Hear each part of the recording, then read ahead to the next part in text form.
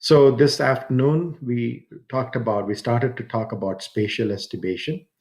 I had drawn a figure on the board with a domain with several locations where we have data, and using the data, we are trying to estimate the value at a location where at an unsampled location where we don't have any information, right? And we started by saying that just like in linear regression, we will write the estimator in a linear form, which means that in the z0 star expression, we have a lambda 0, which functions essentially like an intercept, and then a lambda alpha times z alpha, where the lambda alpha is the weight assigned to the data at location u alpha. So u in my notation will refer to the location, right? So u is a vector. It's made up of the x, y, and the z coordinates of a point in space. Now, I also mentioned that if you are given some n data, you could write many forms of estimators, right? And out of those estimators, I'm restricting myself to a linear form in the one that I'm showing you here. And so the implication is that this estimator is going to be optimal for a Gaussian case, a Gaussian random field. So again, just to recap your memory, if your domain shows not so much connectivity of extremes, then this estimator might be an optimal estimator to use in that kind of a situation. And then we said that the notion of an estimation error. So we would like to look at the true minus the estimated value. But since we don't know the true value, so we cannot exactly say what that error is going to be. Instead, we treat that error to be a random variable. So we have this capital Z0 and the Z0 star. And so instead of talking about the error deterministically in terms of exact values, we start talking about the error in the form of probability distributions. And because we have assumed that Z0 and Z0 star, everything is Gaussian, so the error is also going to have a Gaussian distribution. And for a Gaussian distribution, you only need to know the mean and you need to know the variance, the error variance. If once you know these two things, you can always reconstitute the error distribution. And so then we started talking about what we would like that mean error to be. And of course, intuition tells us that we would like that mean error to be 0 in order to obtain an unbiased estimator. And so when you make that mean error to be 0, you get an expression for lambda 0 in terms of the other weights, lambda alpha, and then you need to know the mean. So I didn't explain this in class, but in this expression we have for lambda 0 equals m0 minus summation of lambda alpha m alpha. The implication is that somehow through some means you know all the means in this expression, the m zeros and the m alphas, right? So this procedure that we are talking about, somehow it requires you to know the means. Now, of course, you might make an assumption that the mean everywhere in your domain is the same, in which case m0 and m alpha will be identical. And then if you make m0 and m alpha to be identical, then this lambda 0 is nothing but 1 minus summation of lambda alpha times m. M is the constant mean over the entire domain, right? So so if you look at that expression, lambda 0 equals 1 minus summation of lambda alpha, everything multiplied by the mean, it's almost like telling you that the mean, you need to know the mean, and then the mean itself is given some weight, which is equal to 1 minus summation of lambda alpha, right? So in the procedure that we are talking about, the user needs to supply a mean, or he needs to supply all the means here, m0 and m alpha, if they are not the constant, right? The user has to supply that from somewhere, and then the procedure uses that mean in order to calculate the lambda 0, right? If you have the mean to be constant, then lambda 0 is nothing but 1 minus summation of lambda alpha times m, the mean. Okay.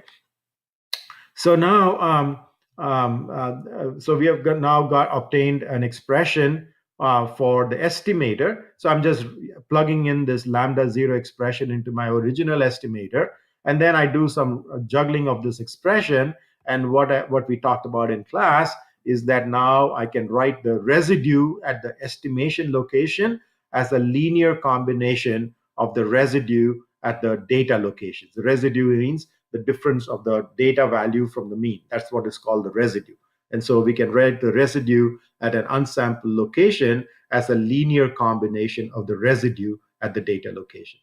Right? Bottom line is that by using unbiasedness, we have been able to develop an expression for lambda zero. Okay? So then we started talking about the error variance. And then I pointed out to you that in order to first write down the expression for error variance, we should do some manipulation. And the manipulation we did is that the z0 minus z0 star, we added and subtracted an m0, and then we used this expression that we already derived for z0 star minus m0 in terms of lambda alpha times z alpha minus m alpha. I'm just plugging in that into this expression for z0 minus z0 star, and that gives rise to z0 minus z0 star to be equal to summation from alpha equals 0 to n a alpha z alpha minus m alpha. Right? I'm only doing this as an intermediate step to get the error in a congenial form so that I can write down the variance. And then I pointed out, because the variance is a quadratic measure, that means we'll take z0 minus z0 star squared. So I have to square the right-hand side. And if you square this right-hand side with a single summation, we talked about this in class, we will get a double summation, right? A double summation for alpha equals 0 through n and beta equals 0 through n, a alpha, a beta, covariance z alpha minus m alpha, and covariance of z beta minus beta beta. So in the procedure that we have talked about, somehow we need this covariance also. Not only do we need the means, we also need these covariances. And then I pointed out a very important notion. So in order to get this covariance, so go back to the domain with all the data locations. At every data location, we have exactly one value measure, say a value of porosity or a value of mine grade or whatever it is. Right? So it is impossible to calculate a covariance using only pair of samples, one sample at z alpha and another sample at z beta. You need, in order to compute covariances or variances or means, you need multiple samples. That's how we've been doing all the calculations. We have multiple samples, and then using those samples, we have been able to calculate all the statistics that we want. And so just knowing one value at z alpha and one value at z beta, it is not possible for us to calculate these covariances. So then we have to invoke this notion of stationarity, spatial stationarity. And I was explaining in class that under spatial stationarity, you draw a domain, you have all the points within the domain, all points that are similarly situated with respect to each other. So they have the same separation and they have the same orientation of the vector connecting them. Then you say that under spatial stationarity, I'm going to pool all such data together in order to compute this covariance. And then once you pull up all the data, you don't really care about which particular location those data came from. All that you care about is the lag h that separates these pairs of data. So that's why I went from this expression, which has got covariance of z alpha minus m alpha, z beta minus m beta. I took that location out, u alpha and u beta out, and all I write is in covariance of h alpha beta. H is the vector, the lag vector that separates the pair of points alpha and beta. Now, of course, in practical implementation, no two points in space are going to be exactly separated by the same distance in the same orientation. So we'll have to make some tolerances that, yes, it's plus minus some one centimeter away, and the angles match up by about 5 degrees or 10 degrees or whatever tolerance you have. And so I decide to pool all such data together, right? Okay, so that's a very important notion. Okay, so the next thing to do is, of course, to come back and now try to minimize this variance. And for that, I will have to do some calculus. I'll have to take a derivative and so on and so forth. So this recording is going to